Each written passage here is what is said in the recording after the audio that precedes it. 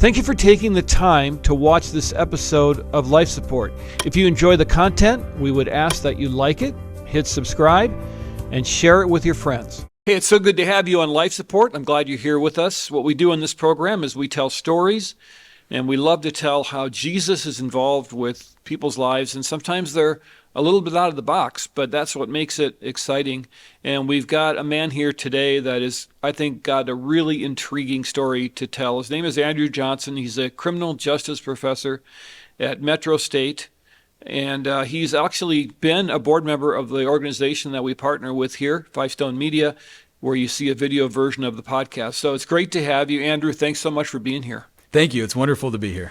So what exactly, you're a filmmaker, but not a normal, like what I would say, I'm sure you're a normal person, but maybe not a normal filmmaker. Tell me what you do. Well, I'm a sociologist or criminologist, and so I got into film when I was doing a project in Brazil in the prisons there, and I started seeing things. For example, the cell that I was in, I remember this very vividly, was built for probably 15 people, and there were 75 people in there, and I couldn't imagine. I didn't think I could describe sort of the sights and smells and feel of this place through just writing about it. So I said, we got to figure out some way to show this. And so that's sort of how I got into film, of doing academic research and then using film to go right alongside with it, but sort of show what these things look like and have the people say what they're doing. And also inside of prison, people gave some radical testimonies. Mm-hmm. And I thought we'd be losing something if I sort of translate those into academic writing or something like that. So film was a way to let them say, this is what is happening in my life. And so that's how I got into it. So you mentioned Brazil. You mentioned going into a prison. Mm-hmm. There's a lot more to the story than that. Tell us about that. What was that like? How did that come about? And tell us about some of the people you met. Sure. Well, I wanted to study religion in prison.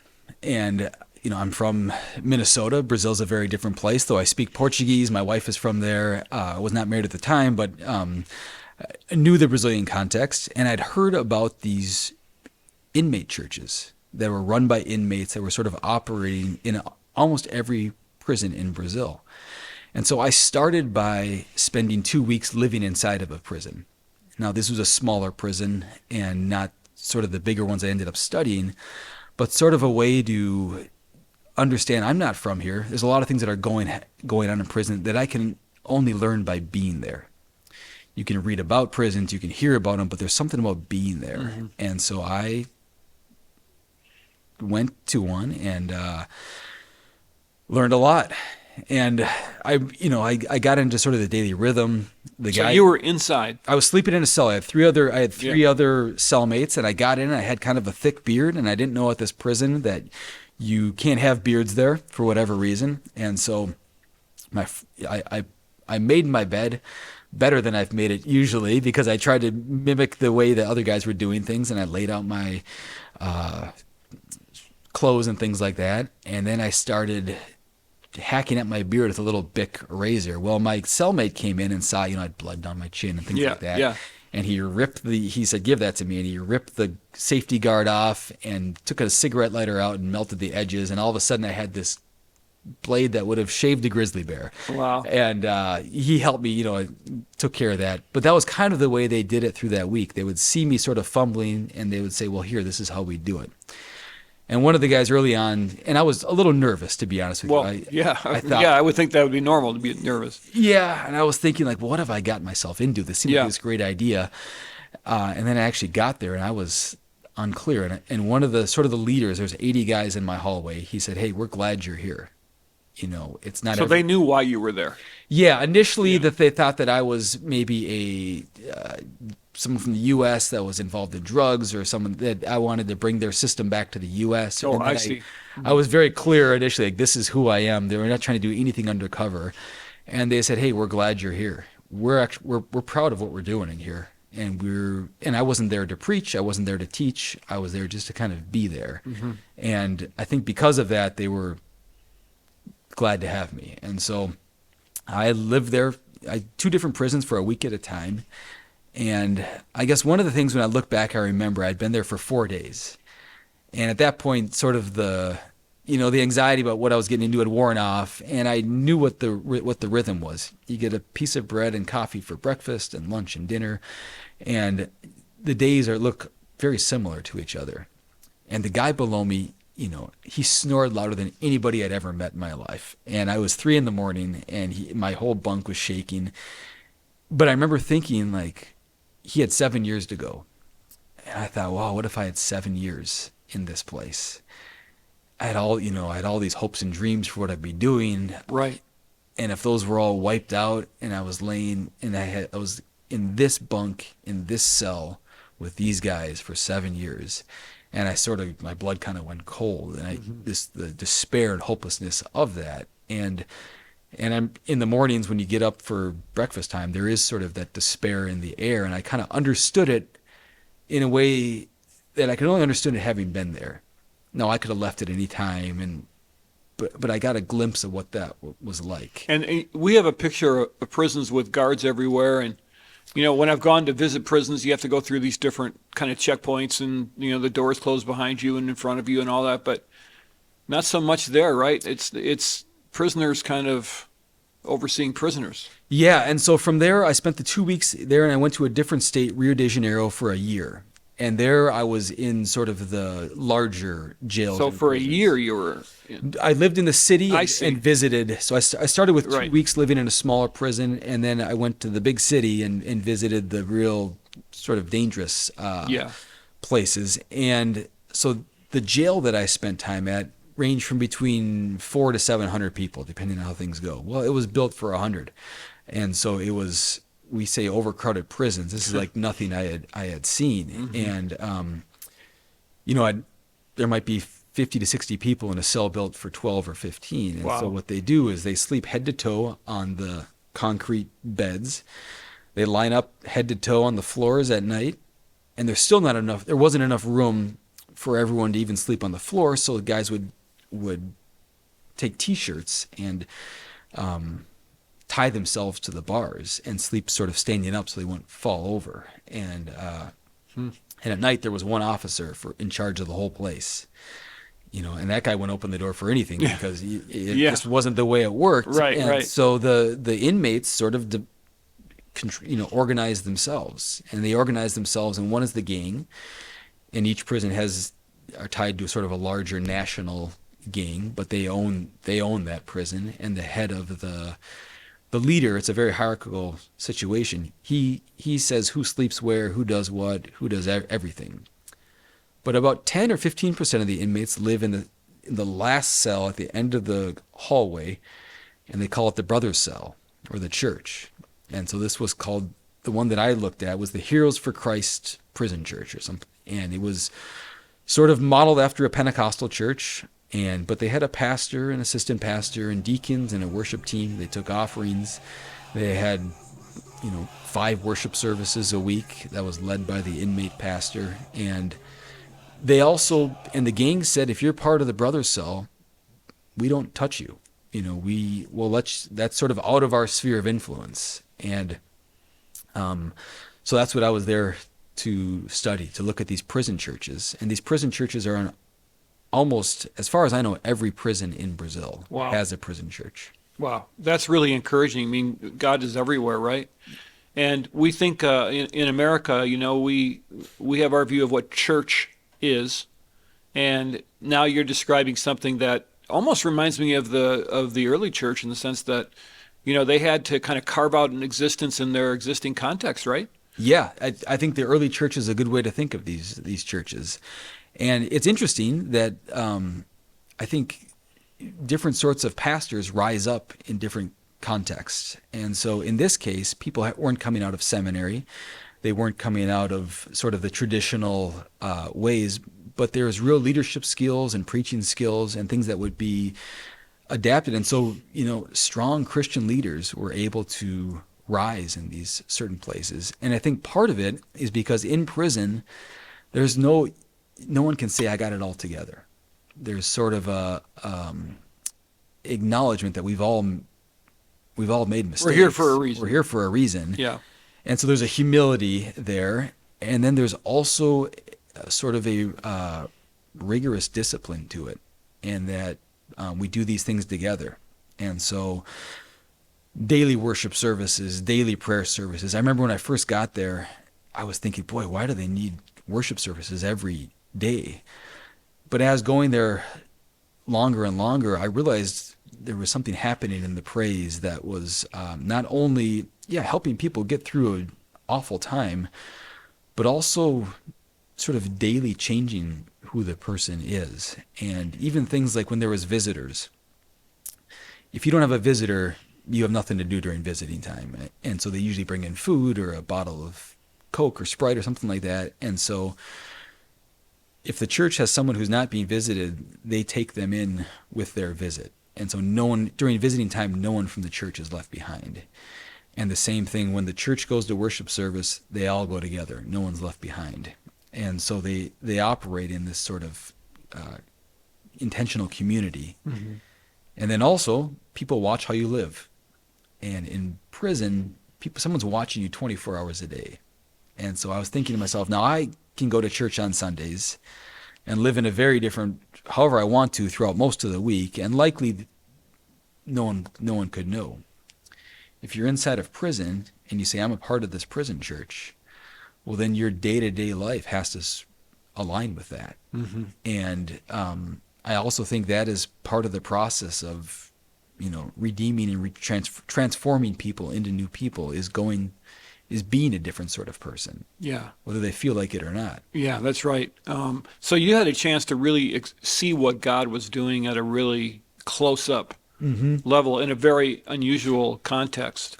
And it's interesting how God can adapt his kind of construct for what church is or what fellowship is to any context, because they're living it out right in front of you. They're inside a prison where the gang, I think it's interesting too, the gang goes, yeah, you can do that. Mm-hmm. It's really interesting. Yeah, and it's interesting when you pull the government or the state away, the two organizations that emerge in this context are the gang and the church. And the gang recognizes that there's something powerful going on here. Mm-hmm. We may not want to submit to it, but I also know better than to mess with it, because there's sort of a latent, there's not a lot of atheists in prison. There may be some agnostics, but they recognize there's something there. And initially, the first prison churches, these guys, they would inside a prison, they would wear suit and ties. As to sort of, at that point, that was the Pentecostal tradition to wear suit and ties. And one guy said, yeah, we would walk around activated. Like, it was almost like their gang uniform was their suit tie with their Bible under their arm. Right. Right. So tell me a little bit about the individuals that you met. There must have been some incredible stories of that you heard from some of these people. Can you relay some of those? Yeah. Well, there's one thing about going through there is you just hear all sorts of testimonies of God arriving and doing, miraculous things in people's lives. And so inside the prison, there's sort of this transformation process that's going on. People, who are there for serious crimes, murder and drug traffic and armed assault and things like that, and who God changes. And I can't, describe it all, but there's clear, it happens in so many different ways. Yeah. But God is doing supernatural things inside of prison, but there's sort of this idea, well, this is prison. This isn't real life. Mm-hmm. What does it look like when you get out? Mm-hmm. And so I would follow a lot of guys. And in almost every Pentecostal church in the sort of the edges of Rio has ex-gang members and ex-criminals who are there. And many of them are pastoring churches as well. And so you see guys who lived in, and I saw it over and over and over again, who walked around in their communities with semi or fully automatic weapons in their hands, and who are now returning to those communities with Bibles in their hands and opening churches. And it's a very powerful story. That's really powerful. And I thought you were also mentioning before too that you could leave the gang and you could be a part of the church, but you had to walk the line, right? Yeah. I didn't mean that as a prison pun, by the way. I thought of Johnny Cash as soon as I said that. Well, he ended up doing the film. It's called "If I Give My Soul," based on a Johnny Cash song. Okay, because good. That's sort of the. We're on the same page. Yeah. But it's interesting. The gang, requires allegiance and obedience, and so they respect that. And so they also sort of require that also. If you're going to have your allegiance with God, then you need to be all in. There's no wavering. And in the way now things are changing a little bit, but basically the way that the drugs are sold in Brazil is that the gang takes over a neighborhood, and when they say take over, they'll put 55-gallon drums full of concrete in the entrances. So police cars can't get in, but it also means fire trucks can't get in, an ambulance, and they sort of control everything that goes on there.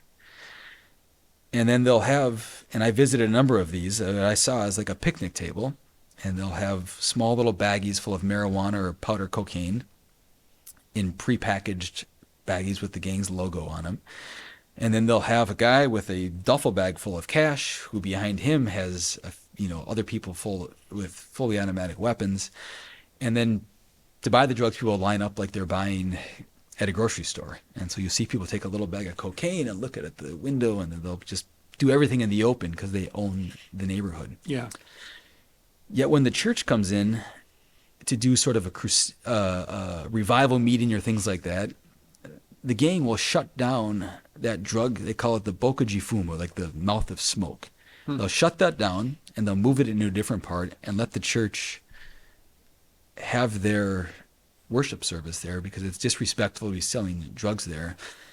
And they'll have that sort of relationship. And when there's a prison riot and things are getting real bad, they'll call on a pastor to mediate some between the two. And so the pastor really has this unique role where it is in between the state and the gang. And so the gang looks at the pastor and says, this person is they're not tied to the government, so we can trust them. Yeah. And they're kind of on our side, because in our neighborhoods, we see all these churches, and the pastors in these neighborhoods don't treat us like garbage. The rest of the city says we're garbage. We're the problem. The problem with urban violence in Brazil is these gang members, yet the pastors in our neighborhood look after us. They say that God loves us, and they say that we're important. And wow. That's a powerful testimony. We spend so much time sometimes railing against culture and how terrible it is out there, and how we have to protect ourselves from all these evil people all around us. And what they were reacting to was, no, they're telling us God loves us, that they feel like we matter. And that's what was making an impression on them. And that's really a powerful thing. And so when people go to prison and they convert to Pentecostal Christianity they're converting to a faith that they've grown up seeing, at least. In these neighborhoods, there are churches not on every corner, but almost. They're all over the place. Yeah. And so that is sort of that is the other option in urban Brazil, especially in the gang. So it's either gang or church, pretty much. If you're growing up, you got to decide. But they know what the church is all about, at least. At least it's not foreign territory to them. Yeah, it's not foreign territory. And in Brazil, the Pentecostal church, or the Protestant church, because it's not just Pentecostal, has made, I think in 1950, 2% of Brazil was Protestant, and now maybe 30 to 40. Wow. And so it's completely transformed Brazilian culture over the last 50 years. Yeah. How did you film in the prison? Well, first I just went there for a year. Yeah. And then finally, and I had a friend of mine come from the U.S. He brought his camera, and I didn't really know what I was doing, but I wanted to get the worship service. Yeah. Because I knew there was something happening there. Yeah. And on one day, one afternoon, we got there and they said, yeah, you guys can go. You can do it. And so we had sort of one shot to film in prison on that day. Now, the project we're doing now, we have sort of a more stable relationship and can do other filming. But on that, everything sort of had to come in. And then and then also people would send us cell phone footage that they were taking inside of prison. And this is 10 years ago. So this is before smartphones and things like that. But, you know, in the same way, there was a lot happening at this jail. And I told the warden, I said, I'm not here to do a gotcha sort of a thing, because the conditions were terrible and there were drugs coming through there. And there were, at some point, you know, gang members would leave at night and they'd say, you come back with a couple $100 in your hand, we'll let you back in. Whatever you have to do to get that, you know, that sort of a system. In fact, when I was there, 30 people escaped. Wow. And I saw it in the paper on the next morning, and all these faces of all the people who escaped, and I knew a whole bunch of them. So anyway, so he knew that I wasn't there to sort of do a gotcha sort of a thing, that I wanted to look at the church. And so he let us in one afternoon, and that was it. Wow. Is the public able to see the films that you're creating? Yes. So this film you can watch for free. I think there'll be a link in the show notes or whatever. You can just put your name and an email, any old email address in, and you'll be able to see that. And so the film in Brazil was done trying to kind of walk the line between an academic film and so I've showed it at many universities and in the classes that I teach. And sort of the question is, why is Pentecostal Christianity so powerful in these places? Yeah. And so it's more of a sociological explanation for why this works. And you can take a look. So where would I find a link? The link is ifigivemysoul.com. Okay. And I believe there will be a link attached with this. Okay. With this. Right. Gotcha. Okay. One more question. Tell me one thing you learned about God. I know I'm sure you learned hundreds of things about God, but what's one thing you learned about God through this experience of spending time with these guys and being a part of their lives? Well, I learned a lot, and I think this project had a bigger impact on my own faith than anything else. But I learned that God is at work in places we would not expect, that God is working in one of the biggest things that I learned is the importance of being transparent and honest, and not pretending we have it all together. And when we hit that point, God can do incredible things, and that God can transform hardened gang members, and that He is. Some of the stories we hear about the early church maybe seem like on a far-off place, but I saw them happening in front of my eyes. I saw what the church looks like when people get together and take it seriously. Yeah. And so the church in prison, like, it isn't an add-on as part of your week. It's everything. It's your life. It's at your life. Yeah. And so I think one of the things that many inmates, when they get out of prison, they go to churches and they were disappointed because they don't take it as seriously as we did. Yeah. And so they're looking for that same experience they had in prison, this intense daily group that you organize your life through that. Yeah. You don't add it on. Right. And you get out here, and I think well, we can talk about this later, but we have cell phones and this whole digital thing that we're so distracted that it's a much more human organization actually inside of prison. And so it's a good lesson for all of us, you know. So the link one more time. ifigivemysoul.com /preview. Got it. Okay, Andrew, thanks so much for being here. We're going to have you back and talk some more. This is great. All right. Thank you.